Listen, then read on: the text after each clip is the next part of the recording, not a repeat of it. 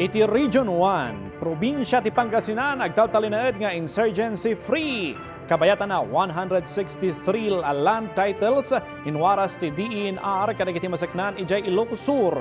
Ada detalya ni Bridget Marcasi Pausfian.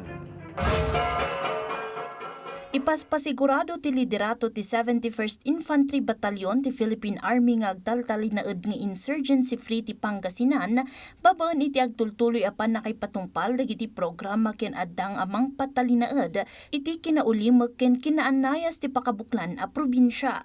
Sigon iti Philippine Army, awan iti anyaman na pangtawo no presensya ti insurhensya iti Pangasinan. Nailawlawag a resulta daytoy iti agtultuloy a koordinasyon ken panakitinulong ti militar kadagiti lokal a gobyerno, ahensya ken komunidad tapno malapdan ti isiserek ken panagorganisa manen dagiti armado a grupo iti lugar. We don't want to be complacent. Ayaw nating hayaan na munding manumbalik yung problema natin sa insurgency. That's why continuous po ang ginagawang operation ng ating mga kasundaldahan.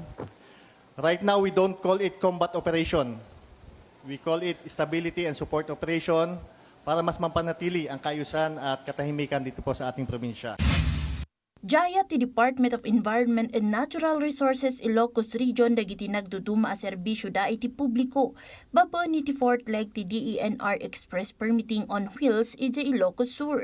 Malaksid iti dayta, inwaras ti ahensya ti 163 land titles kagidan ti 2026 Philippine Environment Month Celebration iti Ilocos Sur. Iti nasawa bilang dagiti land patent a naiwaras. Dumanon iti 99 ti agricultural, 63 ti residential ken maysa nga special patent. Nang ipatungpal iti workshop ti BFP kadagiti kamang ti BFP iti Ilocos Sur ken Pangasinan na isuro kadagiti personal ti BFP ti video production ang makatulong iti nakapasaya at ti social media visibility nang runa iti postings ken content ti opisina para kadagiti information education campaign da kontra iti urama na iunay-unay ti kinapatag daytoy para iti napartak ken napasaya at apanangipaayda iti impormasyon ken pakdaar iti publiko babaan kadagiti digital platforms.